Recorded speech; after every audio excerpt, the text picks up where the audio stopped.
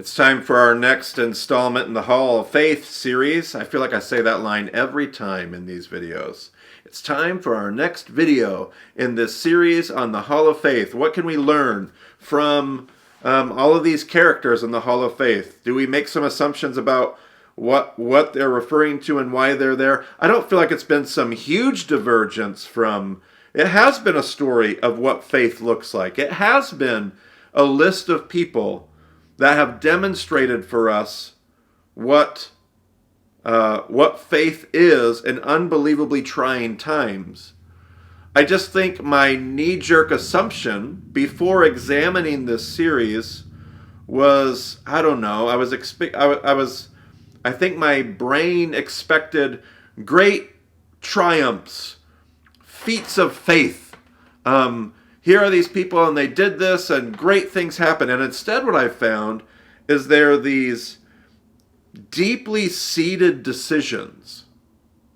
Sometimes a part of a person's character, a defining part of their walk, where they believed that there was something better, something bigger, something grander, something more hopeful going on than their immediate circumstances. Sometimes it wasn't an entire life, an entire walk. Sometimes it was a moment in somebody's life, like Jacob.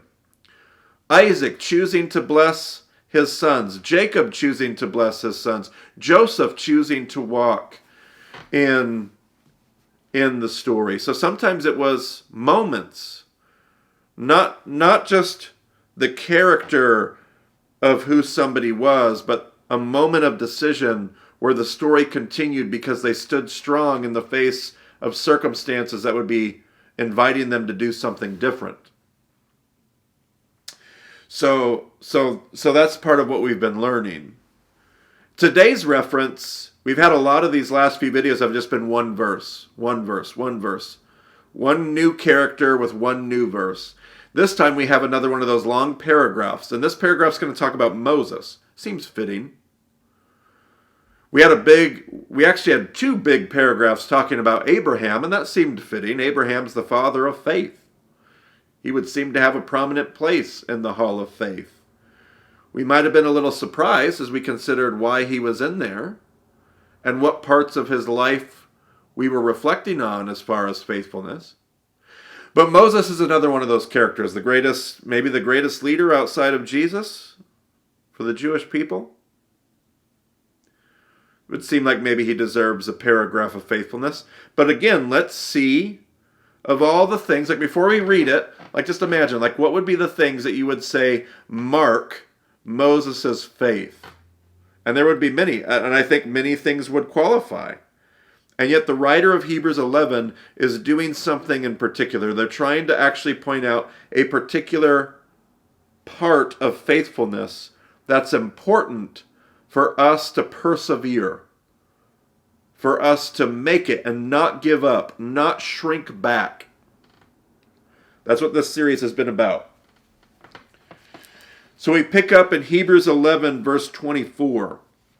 It says this, "By faith Moses, when he had grown up, refused to be known as the son of Pharaoh's daughter. He chose to be mistreated along with the people of God, rather to enjoy the fleeting pleasures of sin." So, this is giving me Jacob and Joseph vibes, right? We talked about Jacob and Joseph and how the mark of their faithfulness was that they had to choose which story they belonged to. And for a lot of these stories, sometimes the circumstances are circumstances of unbelievable suffering. Like in the last video, we talked about Moses' parents. They showed faith in the face of unbelievable struggle, oppressive persecution in their circumstances. But some of these characters have shown faith when their circumstances were quite favorable. I think about Jacob. I think about Joseph. Here they are at the end of book of Genesis, in a land where their needs are being met, even in the midst of famine, They've made it. They're going to make it. They're provided for. Things are going quite well. Why would you upset the apple cart by pushing against that? And yet they did because of faithfulness. They wanted to make sure they said yes to the right story. Here's another story that gives me that same vibe. Here's Moses. He's raised in the household of Pharaoh and Pharaoh's daughter. Things are going quite well for him. There's not really a material incentive for him to stand against Pharaoh, no matter how unjust he is. And yet Moses has to make a decision. Which story is his story? Am I a part of the Egyptian story? Is Pharaoh my father? Or am I a part of God's story? And so the book says that by faith, Moses refused to be known as the son of Pharaoh's daughter. He could have been. Things would have went really well for him if he just leaned into that identity. He chose to be mistreated along with the people of God rather than to enjoy the fleeting pleasures of sin. He regarded disgrace for the sake of Christ as of greater value than the treasures of Egypt because he was looking ahead to a reward. The same exact theme we saw in that previous paragraph about people of faith. Moses was able to see the bigger picture, the bigger story, the bigger work of justice that God was up to, and rather than be enticed and be blinded by his immediate circumstances, Moses keeps his head up. He keeps his spiritual eyes on a swivel, looking for what God's doing in the world and choosing to be a part of that greater thing rather than the immediate thing that's in front of him. By faith, he left Egypt, not fearing the king's anger. He persevered, listen, because he saw him who was invisible. And that's that same idea that we looked at when we started our journey through Hebrews 11. Moses, and yes, in the Moses story, Moses will end up seeing God face to face in different ways. At the end of Torah, the end of the book of Deuteronomy, it will talk about Moses seeing God face to face. And yet this is referencing when he leaves Egypt, like refusing to be known as Pharaoh's daughter. He left Egypt. He didn't fear the king's wrath because he saw him who was invisible. Moses had this awareness of who God was, what God was. Somehow Moses saw God. But it goes on even further. Let's see what it says.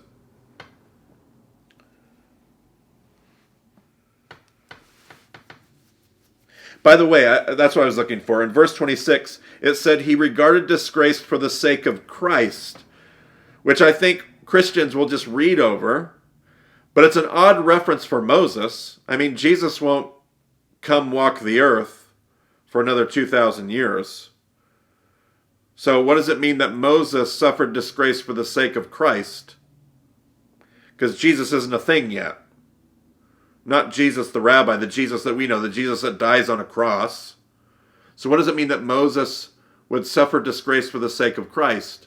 And this is one of those places where I think we get to see that in your New Testament, when it says Christ, that word can mean Messiah, just mean Messiah.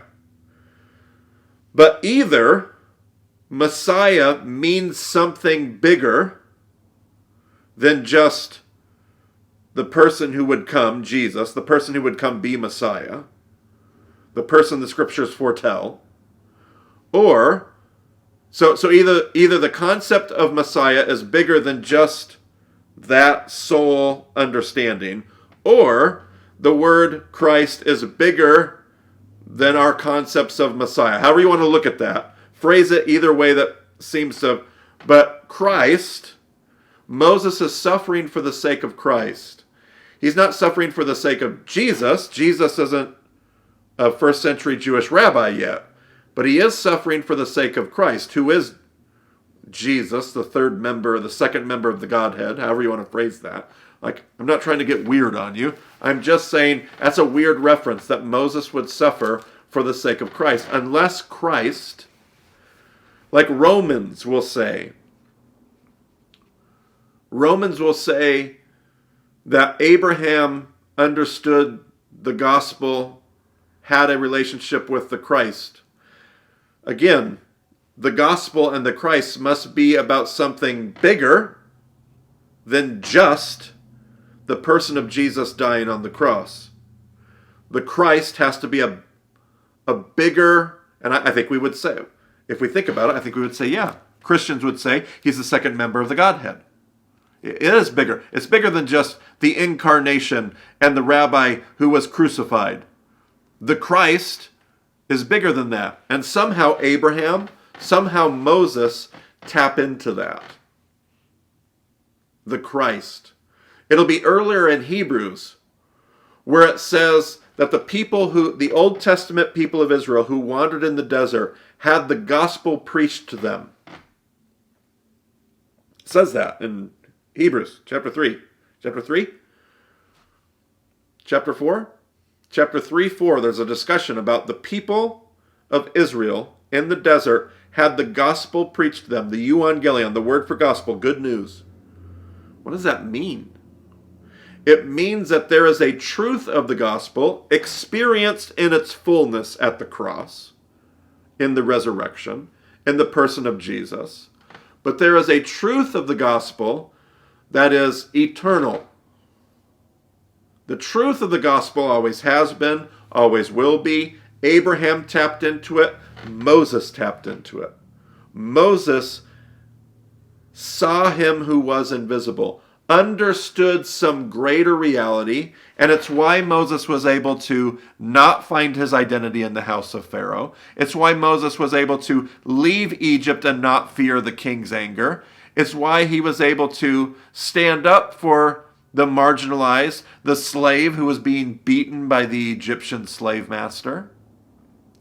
Because Moses, he sees this bigger thing that God is doing beyond his immediate circumstances.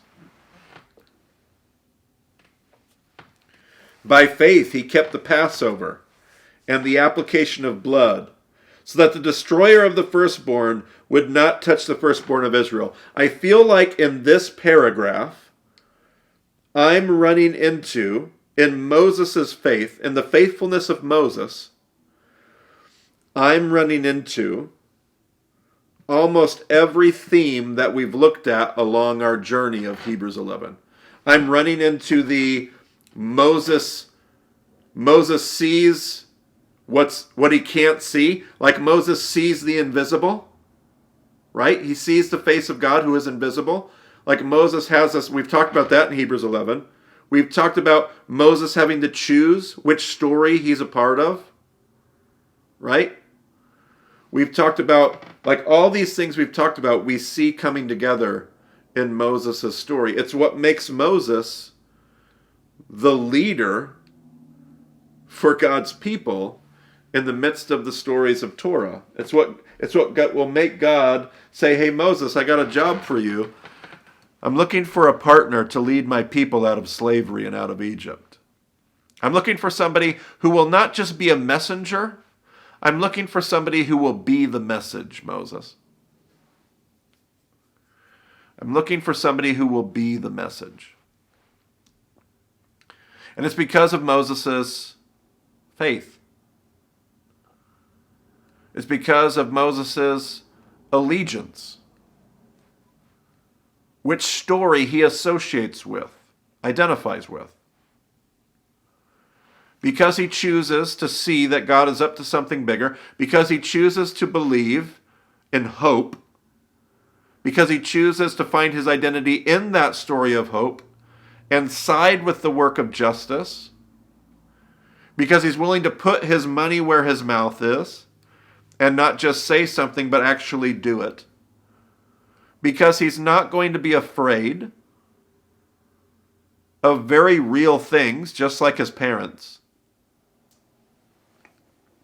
This is why Moses is the leader of God's people. and a model of faith. So some things to, basically what we're seeing in Hebrews 11 is these themes that we've been looking at. This is what faith looks like. We cannot be people that shrink back. We have to be people that persevere. And that means we have to believe that there's something bigger going on. And we have to choose to be a part of that story. That will cost us something. There will come these moments where we have to pick and choose. Are you a member of this story or this story? Are you a member of that house or this house? Are you going to stay in Egypt or are you going to leave and head out to the desert? What's it going to be? And the writer of Hebrews says you can't shrink back. We have to decide if we're going to pass this story on. Not just live it out, but will we pass it on to our kids? When we're the kids, we have to figure out whether or not we're going to live out this story as it was passed on to us by our father and his father and all the forefathers and men and women that came before us and paved the way and handed this faith down to us. Or is the story going to stop with us? We have to pick. But God's still looking for partners. And that's what it means to be people of faith.